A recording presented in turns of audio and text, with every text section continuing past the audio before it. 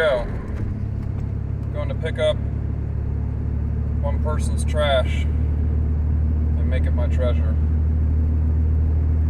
That's a gross overstatement. So I'm going to pick up a Cub Cadet 2166. Not at all desirable model in the enthusiast community at all. This one has apparently been rolled. So it's got some sheet metal. I don't know what the sheet metal even looks like, but it's I don't have an easy time finding any tractors around me locally. This one was about 25 minutes away, not even, maybe 20 minutes away. And it was cheap too. So it has the 16 horse Kohler, which the Kohler Command, 16 horse, single cylinder, which is a pretty sweet engine. I really like those engines, and I also have a 2166 Cub tractor that has that engine in it. So if nothing else, this will be a good parts machine for my 2166.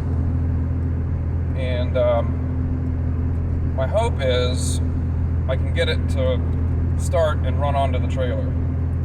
The guy said that it hasn't run since May or June. It was running and then it didn't. But it's got a new battery and what do you do? Basic stuff like fuel filter, spark plug, stuff like that. But I mean, even the battery itself is worth $35, so or maybe 50 depending on what battery it is. So I'm gonna go pick it up, and yeah, we'll see if we can get it running on the trailer, and then we'll bring it back to the shop and see if we can figure out the engine first. Really, that's on the 2000 series Cubs, there's only a couple desirable things on the tractors if you're not into the tractors themselves, and most people aren't. And the engines, they put good engines in them, so the thing's really worth the engine as much as it is anything else, but for the price you can't really argue, so hopefully I'll get some other good stuff out of it. I do need the front wheels. I need some different side panels if they're not too chewed up. And then there's, even if the engine doesn't run, there's like a spark advanced module on it that's pretty expensive if it goes. So some of the ignition components would be handy to have. The engine itself, if I can get it to run well, I might transplant it into one of the older Cubs that I've got. I've got a rolling chassis of a 1250 out in the yard. Put a little bit more modern, but still single cylinder Kohler on one of the old Cubs. Anyway, I'm excited to go get it, actually. I think that, like I said, I don't find them around here very often, so I'm pretty excited when I do. And you know, these things are getting old, and very few of them are taken care of. So when I find one for cheap, and it's the same model as I already have, it's kind of a no-brainer. So being a tractor geek, I'm typically on the lookout for stuff like that. Since it's local and not too much effort to go get and not too much money, we're gonna go grab it. Well, I picked it up and actually was able to drive it onto the trailer. It didn't run when I got there, and there's probably a lot of reasons for that. It wouldn't crank at first, and then it cranked finally after I wiggled some stuff around, and then when it cranked, it had a bunch of compression blowing out of something. So let's just pop these covers off. So I just set these covers on just to see what they look like. They hasn't actually been run with covers in a while, so they're all beat up. They don't fit at all. Like, it's real bad.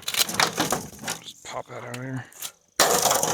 So there's the CH16. That's the only thing of really like inherent value on the whole tractor is the engine there.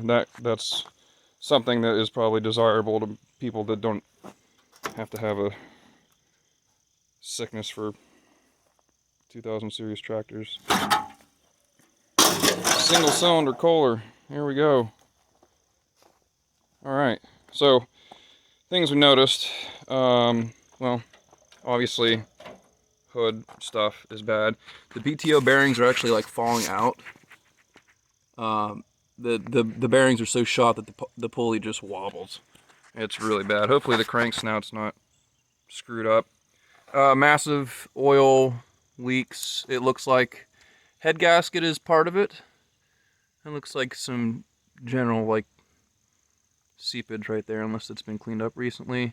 Valve cover, obviously a big part of it. Looks like the in addition to that, there's wiring hacks like all over the place here.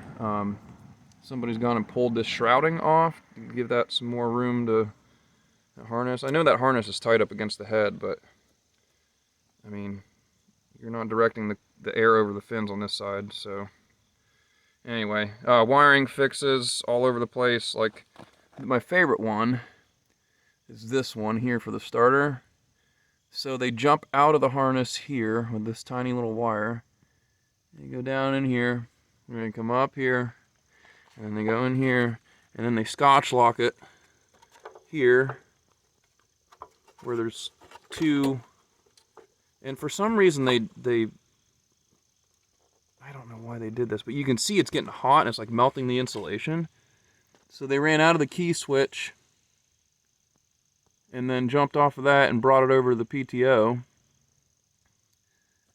And then out to the starter, but that circuit is almost inoperative. I mean, I wiggle it a little bit. I actually burnt my finger on it last night. So, yeah, in general, it's completely beat up. Rusted. I mean, the pan is just, I don't know. It must have been a strictly outside kept machine. So the thing is super rough. It doesn't look like it's ever been, I wouldn't say ever, but maybe not in the last 15 years had any grease on any of the spindles.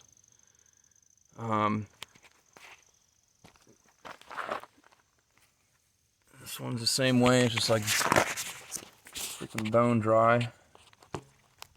So the body is wrecked. The panels are just, I mean, they're pretty much junk. I haven't really decided what the path is going to be with this. What I'd like to do, and it came with the deck and stuff, but you know, there's like bolts missing on the hangers and things. It hasn't mowed in at least a year or so. What I'd like to do is clean up the engine, make sure the engine's solid while it's in the tractor, probably fix the wiring issues so that it's solid and able to be used, you know, and as is. And after I've confirmed that, you know, the wiring's okay on the tractor and, you know, everything functions properly, I will decide whether or not I'm going to take that motor out and keep it as a spare, because it does run pretty well, at least it does right now, or transplant it into the old 1250 here that's under the tarp.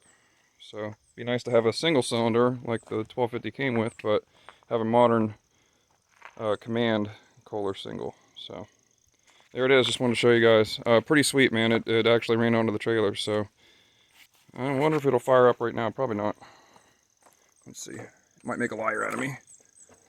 Hopefully it does. I get nothing. There's that funky wire in there. It probably, if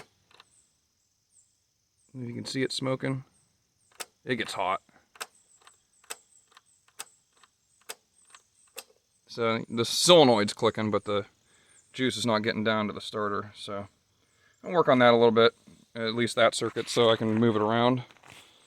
And we'll come back with an update once I kind of have a game plan for the thing. But hey, there you go, you know, $100. It runs. What more you can ask for.